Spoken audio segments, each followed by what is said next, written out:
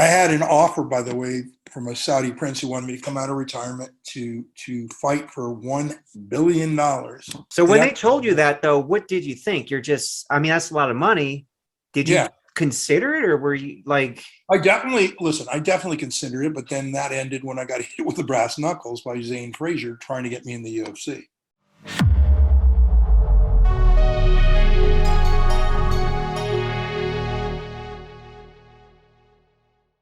Hey guys, in this video we're going to talk about Frank Dux' fight offer. $1 billion. That's a lot of money.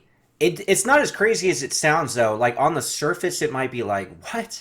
But if you hear the explanation, it's actually not that crazy. It actually makes sense. We're also going to talk about the Frank Dux-Zane Frazier incident, the dangers of bare knuckle fighting, and more. Anyway, if you like this kind of content, please help support the channel by hitting the like button, subscribing, and sharing the video. Then I was sick also, on top of that. Realizing I was being abandoned and taking advantage of a guy who I gave a career to, and here I am coming out of a coma, and everybody had ripped me up, and I was literally facing homelessness, you know? So this happened, like, I guess a little bit after the Zane Frazier thing? Is that time frame, or because that's related to the coma, right? Yeah, the trial happened in 1998, and the Frazier incident happened in 1993. Oh, that was so. Hang on, when and why were you in a coma? I was in a coma because basically what had happened is I was at the Draca Martial Art Festival. I just completed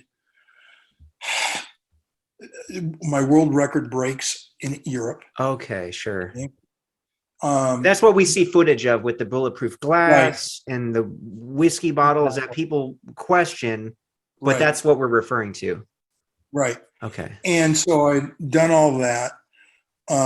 I had an offer, by the way, from a Saudi prince who wanted me to come out of retirement to fight for $1 billion. Real quick, in the mid-90s?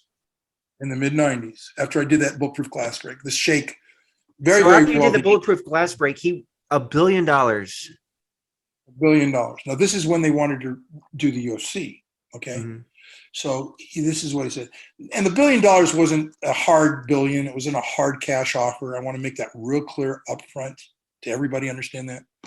But it was based on what the predictions of what the gate were because of Bloodsport. It was, you know, at that epicenter, if you will, was 5 years after the movie was out, you know, that kind of thing. They were basing it on what their worldwide pay-per-view sales could be. Real quick, at that time, do you know what, like, the highest gate was? Like, what was probably a Mike Tyson fight, I would think, right? Yeah, there was nothing near that. They were puffing. Let's be honest, okay? They were puffing it, but that's what it would have worked out to be based on their predictions of numbers. The Bloodsport being the success it was on TV. You know, they justified the numbers. I mean, I actually sat down there and it actually penciled out, believe it or not. So when they told you that, though, what did you think? You're just, I mean, that's a lot of money. Did you consider it, or were you like? I definitely considered it, but then that ended when I got hit with the brass knuckles by Zane Frazier trying to get me in the UFC. You know, he hounded me for a year. You know, so for you mean he was trying to instigate as far as like wanting you to compete against him or just anybody in the UFC in general? I think instigate against competing against anybody in the UFC. What happened is I'd been contacted by Art Davies' office. It was like that year or just prior to that year, and they wanted to call it the Ultimate Fight Challenge, is what they wanted to call it. And they said it was an homage to me, and they wanted me to come out of retirement, and if I would fight in this, you know, what was essentially a blood sport match. Yeah, sure, the first UFC, totally. And they, you know, and I'm going like, okay. So I started asking them all sorts of questions, and it became really clear to me that they were stacking the deck. Zane Frazier, who did compete in UFC 1, actually echoed this sentiment as well. When we get into the rules meeting on Thursday, Horian changes the rules. He tells us it's this, there's no gloves, there's no shoes, can't wrap your knuckles, can't wrap your hands, you can't do this, you can't do that. You know, like I'm asking technical questions. How thick is the mat? Where is it going to be held? What's the altitude agreement? And they're like, what? I was like right on them right there because they did do it at a high altitude. You're up a mile up in the air, and this takes a lot of energy to throw these punches and also to defend yourself against this kind of a weight factor. You train. Listen, one way you cheat as a fighter, if you're and a promoter, if you want to cheat an outcome or predict an outcome of performance, is you hold the event at a high altitude, but you don't tell the fighters who are in it who you want to lose till like 3 weeks before the event, so they can't climatize. That's interesting. Right? No, you can't. You get gassed quick. Your body has to adjust. Look, you can't even send combat troops in unless you climatize. That's why you have combat troops stationed all over the world. People don't understand that. Why can't we keep them all at home? No, because they're not climatized. You can't throw them in the other hot spot, right? So that was kind of like what was going on. And I said, no, thank you. I don't want to. I don't see how this works to my benefit. First of all, you're not even guaranteeing me any monies. It's if I win, and any which way I look at it, you guys win. If I even win the 100,000, what do you get in pay-per-views? Give me, you're not even discussing sharing the gate. You're not discussing all these things. And so it was more of a business decision. It was very, what do you call it? Equitable. It was a professional. No, thank you. Right. But then I end up getting hounded for a year with Zane Frazier trying to get me to fight in this thing and draw attention to this event, by doing it, to where it culminated in him coming into the Century Plaza Hotel where I'm setting up a autograph booth essentially. And he does this whole Mau thing like, oh, I tried to have his family murdered with hitmen. I'm going, what? I'm kidding you not. He goes, yeah, you tried to have me killed by a hitman, my wife and me. And I'm going, why am I not in cuffs, dude? I go, yeah, it's crazy, man. Why would you know about it? I go, it didn't make sense to me. So finally I said, okay, you really want to do it? We can take your differences, Zane, right now over to this challenge ring, which was 40 feet away. Okay. They had a ring set up. He wouldn't do it because it went against his principles. It was really obvious he wasn't there to really fight me. He wasn't even really there to that he believed that allegation. He was there trying to do a WWE moment, okay, where it was like wrestling. They were out to promote this event and they were trying to generate publicity. And it became very obvious to me. But in the end, I ended up embarrassing him in front of everybody by that challenge. Hold on one second. Sure. I have a assistant visitor at my door. You can hear it. Separation anxiety by my dogs. Sure. But no, so as I was saying, I had, so he was embarrassed. People laughed at him because he obviously, it didn't suit his purposes to fight me. That wasn't the purpose of why he was there. Mm-hmm. And so he walks away with his entourage. And you can see he's getting more angry and angry. And I put the security on notice and said, look, there's a publicity stunt going here and it's going bad. And either you guys can guarantee this guy's not coming in anymore and I don't have to deal with this anymore, or allow me to leave. All right? That's simple. And so what happens next is 20 minutes later goes by and I'm at the booth and I'm just signed up and I'm signing an autograph for a young boy. Mm-hmm. And all of a sudden I hear my name called. I turn my head to where it's called, and wham, I'm hit with brass knuckles. And you know I was hit with brass knuckles because I had 4 skull indentations that are in the medical reports. Okay. So I got hit with them. I got hit. And actually, to be fair to Zane, I could have been hit later with the knuckles because I didn't end up just fighting him. Oh, so he may not have had the knuckles. Somebody hit you with brass knuckles, but not necessarily Well, Zane based on Frazier? the only impact I had there, remember I told you I try to be a really fair person, okay, Mm-hmm. to things. Everybody else who saw me got hit say I got hit with brass knuckles. So he hit me with brass Oh, knuckles. so you base it off of what people told you. Like, obviously, Yeah. you're not going to see that yourself. And the medical report that shows I got hit with a blunt instrument. There's no Okay. ands or Okay. buts about it. Okay, I mean you can see there are pictures and you see 4 perfectly square, indentations on my face and the lacerations from it. It's knuckles don't cut you. They don't pierce your skin. You know what I mean? Mm-hmm. This is actually pierced from like being hit with an object, that has a sharp edge to it, or a flat edge. And so I got hit, and immediately I saw a kick coming, and I jumped in front of the kid, took an inside hit with a leg kick to the inside of my thigh. And I remember what my attorney had told me to show you my composure at the time, because Zane had been pursuing me for a year. He says, whatever you do not throw a punch, don't throw a kick. I know you can do this, Frank. Just tie him up and contain him till the police get there. In other words, just basically grapple with the guy. Don't even throw a blow. And I never threw one blow. I could have knocked him out 3 or 4 times. Believe me. So real quick, Frank, you got hit, possibly with brass knuckles, maybe not. You got hit. Were you on the ground or were you still standing up? Because I think you said still standing up. You were still. So you didn't get knocked down to the ground. No. Let me tell you what happened. So, and I really believe I got hit with brass knuckles, to be quite honest, because the way I went, but because I'm so trained, when I got hit and I felt that impact, I knew how to roll. I immediately knew how to roll into. Sure. I do demonstrations. You can ask Francisco about it, where I'll have guys, champions, come up to me and I'll say, "Kick me in the head as hard as you want," and I'll stay there, and they will. No, they'll kick me, but I am so good at being able to take the blow and glance it.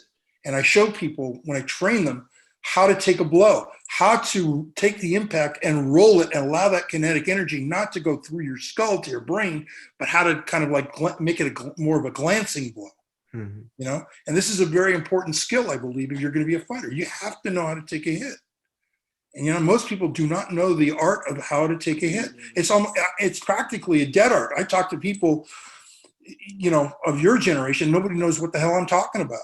He kicked me. I, took that, and then all I did is I grappled with him, and took him to the ground, tied him up, and I had him in a position where I was about to throw a triangle choke on him. Next thing you know, he's trying to gouge my eyes out, and I'm getting kicked in the ribs. I'm getting kicked in the legs. Someone tried to stomp my ankle, and I'm fighting. Part of his entourage, or do you even know? His entourage. Okay. There's a guy, Steve Williams, who was there, who, quick thinking, grabbed Zane's hand to prevent him from being able to gouge out my eye. Okay.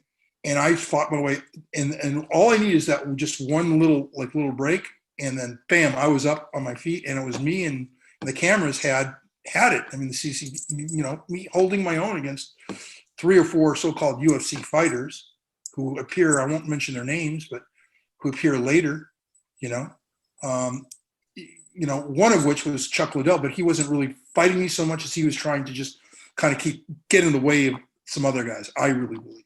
Interesting. That's why I want to make that name clear. But other guys, no, they were kind of were trying to work me over, to get that knockout or whatever, try to get me to fight.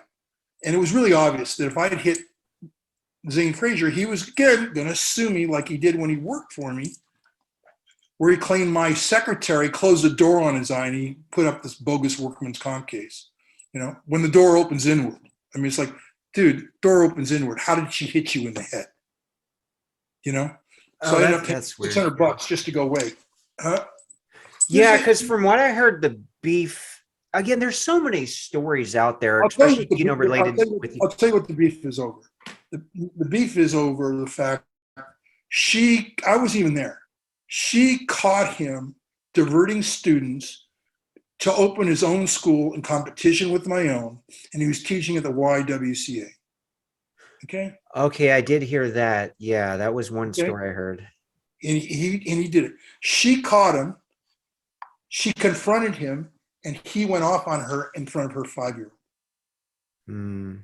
And that's when he got fired. And then, as in a retaliatory act, he put in this claim that he got injured in the eye, okay, as a employee, okay, and he filed a workman's compensation case. So for him to turn around and say, "Oh, I cheated him in a business deal," no. Yeah, I heard that. I heard he said you owed him money. That's another story out there. That's a lie. I never owed him money. In fact, the way to do it is you look up the record of the workman's comp case. It shows that he's owed no money. Did he win that case or not? Do you know? No, we settled out. I gave him settled out of $600 court? to go away. Okay. I gave him $600 to go away.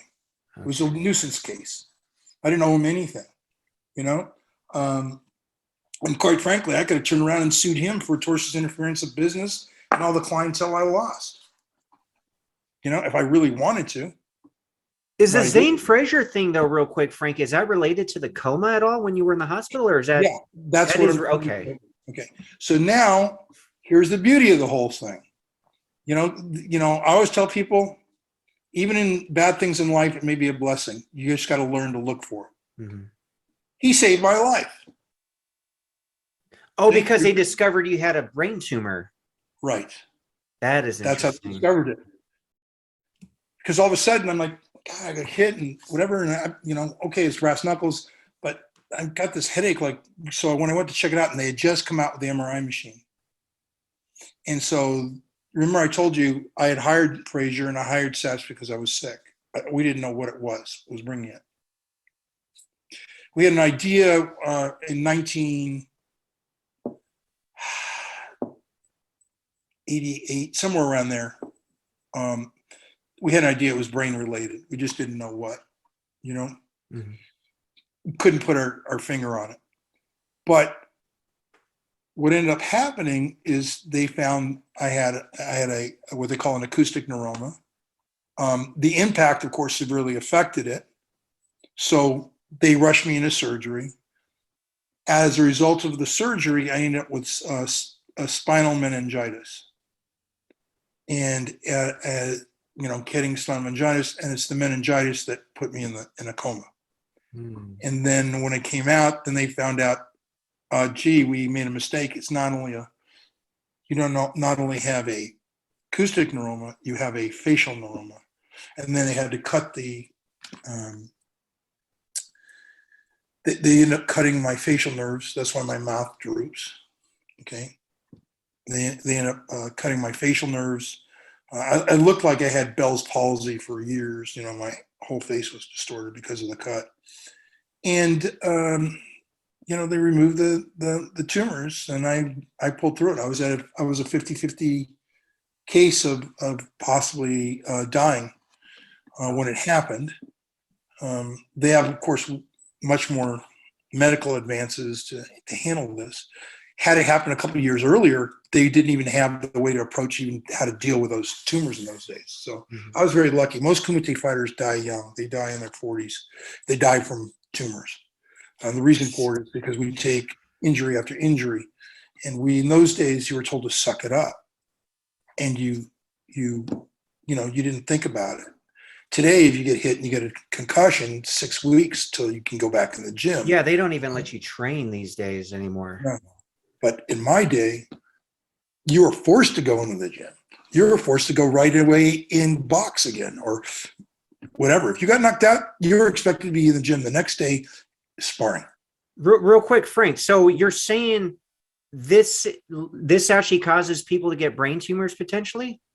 Yes. Because Don the Dragon Wilson will say, "Oh, I've been in so many fights. Like, I don't have any brain tumors. That's a lie."